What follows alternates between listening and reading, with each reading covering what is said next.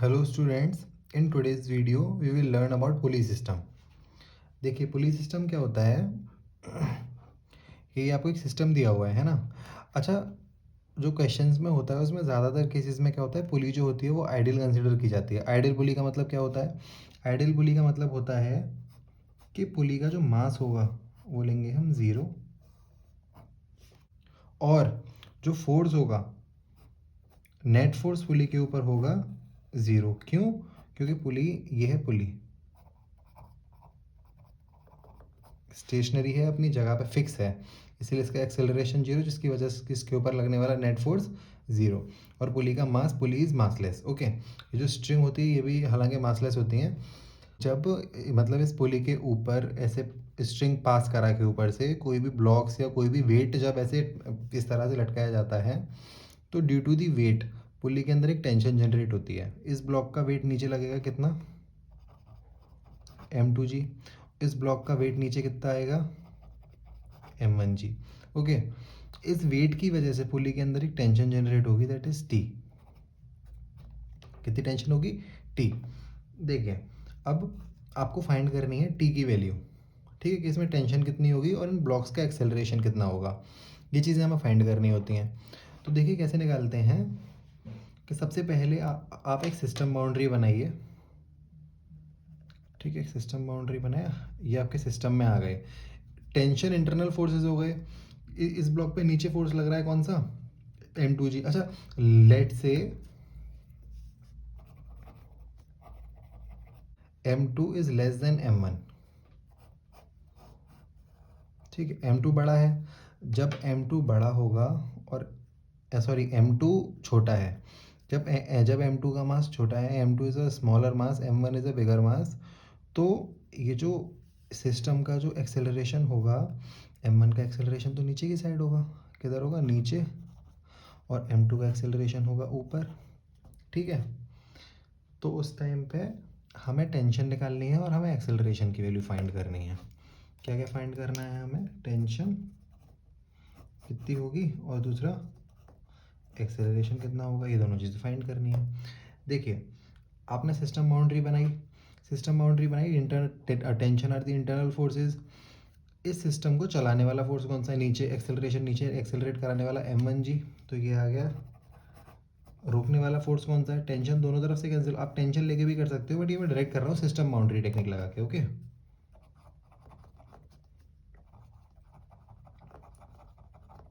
System boundary बना के, तो m1g माइनस m2g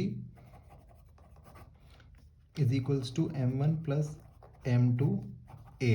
तो यहाँ से जो एक्सेलरेशन आता है वो आता है m1 minus m2g upon m1 plus m2।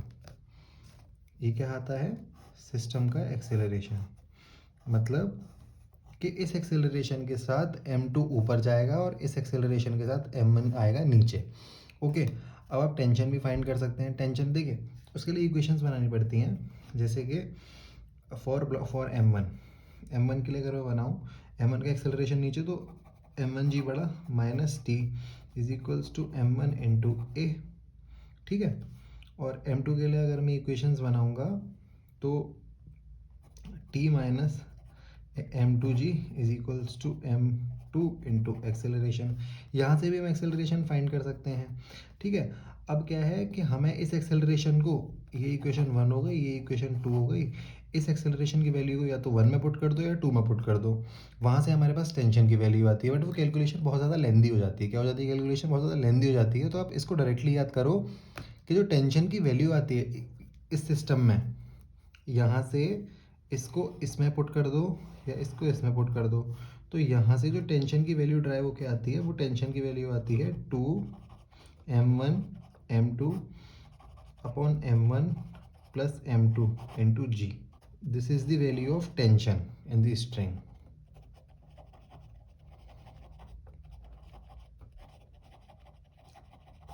इसे हम डायरेक्टली यूज़ करेंगे। कैसे यूज़ करेंगे बताता हूँ, वैल्यू याद रखिएगा, 2m1 m2 upon m1 plus m2 into G. Okay, चलिए आपको इसकी एप्लीकेशन, अच्छा एक चीज़ और, कि जैसे अब तो यहाँ तो एक एक ब्लॉक है, तो अगर एक एक ब्लॉक है तो मैंने बता दिया टेंशन की वैल्यू के लिए भाई मास जो है वो m1 m2 हमने ले लिए, इस तरह से इक्वेशन बना ली। अगर हमें दो ब्लॉक मिल जाए एक तरफ और अगर हमें ऐसा कुछ सिस्टम मिल जाए तो देखिए कुछ नहीं करना, बहुत सिंपल है। इस सिस्टम में क्या करना है, हमारे पास जो टेंशन की वैल्यू आई थी वो हमारे पास कैसे था कि एक स्ट्रिंग है, एक तरफ इधर मास टंगा हुआ, एक तरफ इधर मास टंगा हुआ है। सेम यहाँ भी दो है कि एक तरफ इधर मास है, एक तरफ इधर मास है, बस ये है कि यहाँ दो मास हैं। तो यहाँ क्या कीजिए, आप इसको एक मान लो और टोटल मास कितना हो गया इसका 2m। क्या मैं इसको 2m मान लूँ, और क्या ये m है।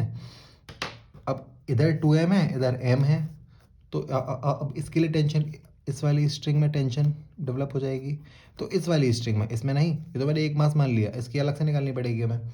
तो इस वाली स्ट्रिंग में टेंशन की वैल्यू कितनी हो जाएगी, T is equals to, value क्या थी इसे लिखो पहले, 2m1 m2 upon m1 plus m2 into जी। क्या ये m1 है, क्या ये m2 है, इसको मैंने m2 मान लिया। तो क्या यहाँ पे वैल्यू आ जाएगी, T is equals to 2m1 is m, m2 is 2m upon m1 plus m2, m plus 2m into G. तो यहाँ टेंशन की वैल्यू आ गई, कितना हो गया 4m² अपॉन 3m इंटू जी, m से m कैंसिल। तो ये टेंशन की वैल्यू कितनी आ गई, 4mg/3। ठीक है, बट आप मोटा मोटी किसे याद रखिए कि मैंने किस तरह से पुट किया है इसे। ठीक है, हमने क्या किया है, हमने इसको एक मास मान लिया है पूरा, और इसको ये एक मास ऑलरेडी है ही। इस तरह से यहाँ पे हमने टेंशन की वैल्यू निकाल दी है ना। अब चलिए क्वेश्चन करते हैं। इस क्वेश्चन में हमसे बोल रहा है that all three masses m1 m2 and m3, okay. हमें कोई भी रिलेशन नहीं दिया हुआ है कि कौन किससे बड़ा है किससे छोटा है। All three masses held at rest, तीनों रेस्ट पे हैं, और then released. To keep m3 at rest find the relation between m1 m2 और m3। कि कौन किससे बड़ा है कौन किससे छोटा है, हमें वो निकालना है। ठीक है, देखिए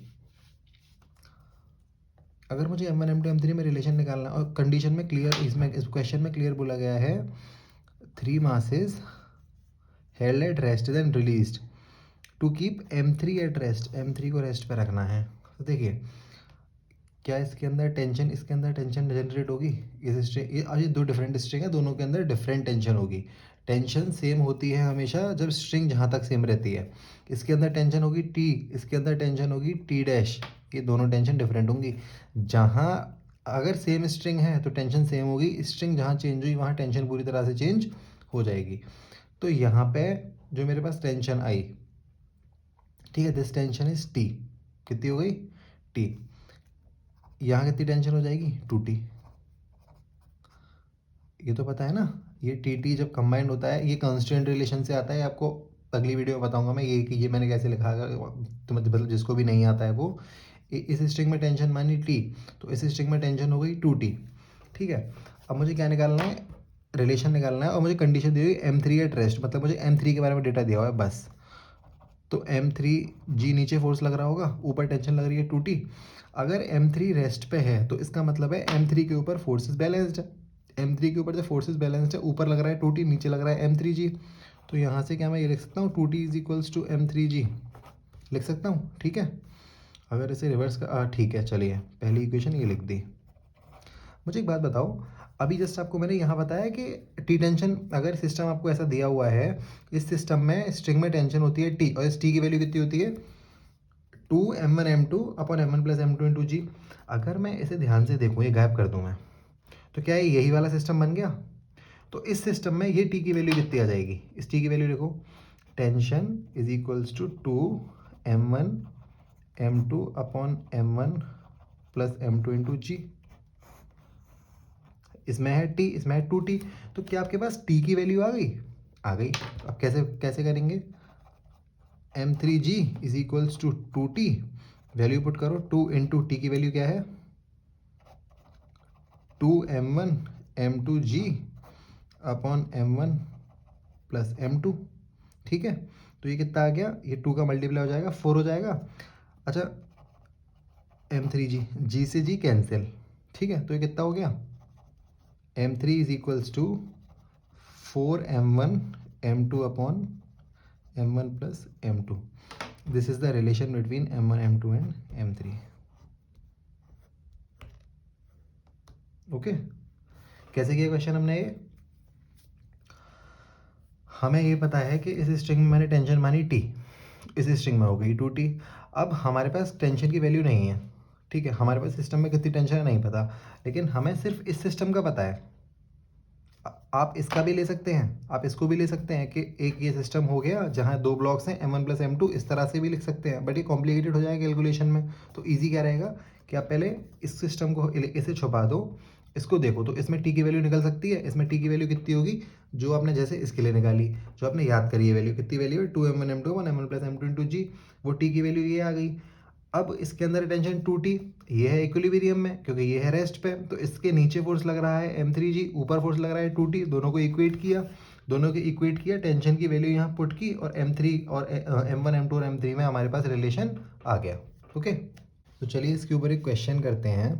अच्छा, इस क्वेश्चन में आपका पुली वाला कंसेप्ट भी कवर हो जाएगा, और जो मैंने रीडिंग वाला कंसेप्ट बताया था ना, लिफ्ट वाला, कि उसमें रीडिंग कैसे लेते हैं, वो भी कहीं ना कहीं आपको समझ आएगा कि अच्छा होता क्या है. देखिए, ये एक सिस्टम है, दिस इज़ अ केज, ठीक है, एक केज है. इस केज को एक स्ट्रिंग से बांध रखा है, इस केज को एक स्ट्रिंग से बांध रखा है, और इस स्ट्रिंग का दूसरा एंड इस केज के अंदर खड़ा हुआ जो पर्सन है उसने अपने हाथों से पकड़ रखा है, और वो जो पर्सन है वो खड़ा हुआ है वेइंग मशीन पे. किस पे? वेइंग मशीन पे. मुझे ये बताइए रीडिंग क्या होती है? रीडिंग इज जो नॉर्मल रिएक्शन होता है दैट इज कॉल्ड रीडिंग. क्यों? क्योंकि देखो, हम जो भी रिएक्शन सरफेस पे, जो भी एक्शन सरफेस पे लगाएंगे, अगर मेरा वेट है 50 kg, ठीक है, अगर मेरा वेट है 50 kg, लेट से मेरा वेट है, अच्छा ये क्वेश्चन से अलग हटके बता रहा हूँ फिर से एक बार, रीडिंग है ना, अगर मेरा वेट है 50 kg, तो मैं नीचे जो वेट लगाऊंगा वो लगाऊंगा mg, तो मतलब 500 न्यूटन. तो मुझे रिएक्शन जो मिलेगा वो मुझे मिलेगा 500 न्यूटन. ठीक है, रिएक्शन यानी नॉर्मल रिएक्शन जो मिलेगा, क्योंकि मैंने एक्शन लगाया 500, मुझे नॉर्मल रिएक्शन कितना मिला 500 न्यूटन. तो इसका मतलब है कि अगर नीचे वेइंग मशीन रखी हुई तो 500 रीड करेगी, 500 न्यूटन रीड करेगी, 50 kg रीड करेगी. अब मैं नॉर्मल रिएक्शन ही क्यों बोल रहा हूँ, मैं एम भी तो बोल सकता हूँ, क्योंकि देखो, मान के चलो मेरा वेट है 50 kg, ठीक है, मेरे हेड पे किसी ने 10 kg का बॉक्स रख दिया, ठीक है, ये है 50 kg, और मेरे हेड पे एक बॉक्स रखा हुआ है 10 kg का. तो 50 इंटू 10, 500 न्यूटन तो इसकी वजह से आएगा, 10 इसकी 10 ये 100 इसकी वजह से आएगा. तो अब जो टोटल नीचे वेट लग रहा है ना, वो लग रहा है 60 into g, that is 600 newton.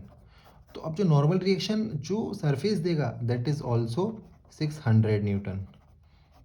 ठीक है, इसीलिए जो रीडिंग होती है ना,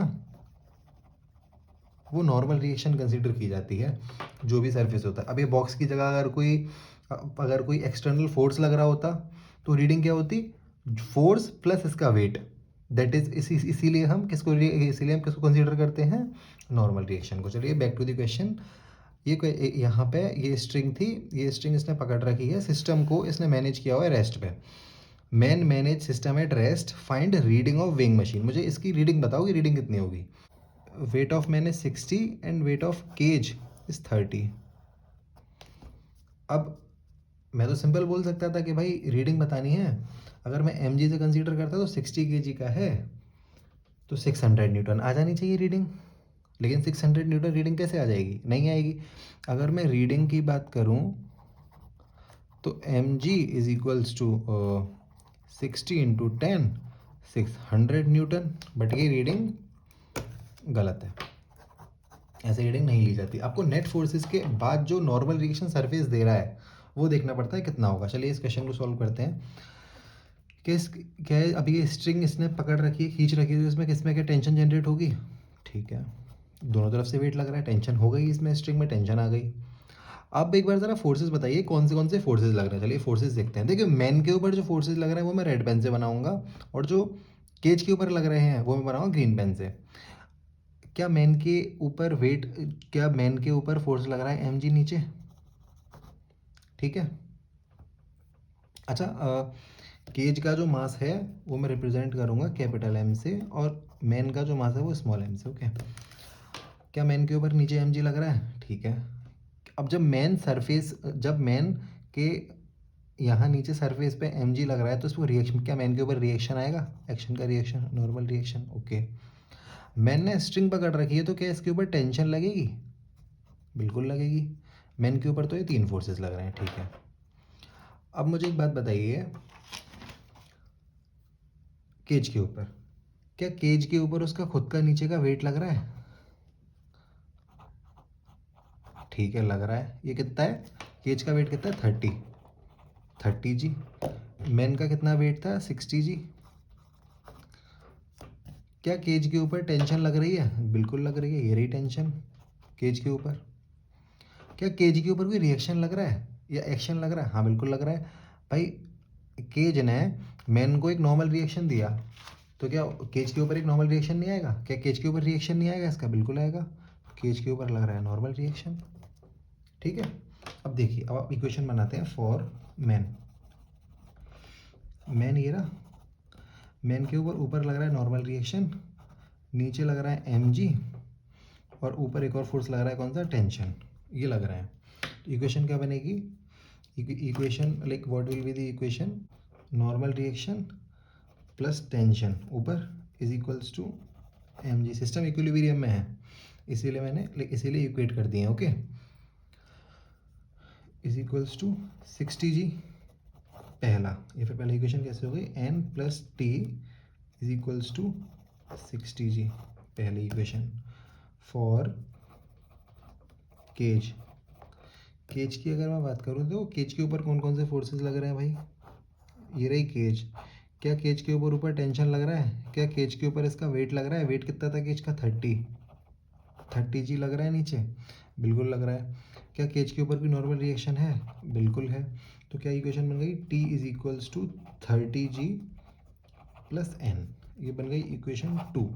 अब हम क्या करेंगे, इक्वेशन टेंशन की वैल्यू पुट कर देंगे फर्स्ट में। Put tension from equation second into first. तो क्या अगर मैं पुट कर दूँ तो क्या वैल्यू आएगी फिर? नॉर्मल रिएक्शन प्लस टेंशन की वैल्यू कितनी है? 30 plus N is equals to 60 g. ठीक है, ये आ जाएगा 60 जी। अच्छा, ये यहाँ पे जी है। ठीक है, 30 जी। अब क्या होगा? N 2n plus 30 g is equals to 60 g. ठीक है, ये इधर गया माइनस हो जाएगा, ये आ जाएगा 2n is equals to 60 minus 30 g, कितना आ गया? 30 जी। ठीक है, 2 से ये गया, ये नॉर्मल रिएक्शन हो गया 15 G, which is equals to 150 newton. This will be the reading. अगर आपसे रीडिंग न्यूटन में पूछी है तो आप न्यूटन में बताएंगे। इनकेस अगर आपसे रीडिंग फोर्स में पूछी है तो रीडिंग विल बी 150 न्यूटन, या फिर 150 डिवाइडेड बाय जी, तो ये हो जाएगा 15 kgf। सिंपल, ये आपकी रीडिंग आ गई।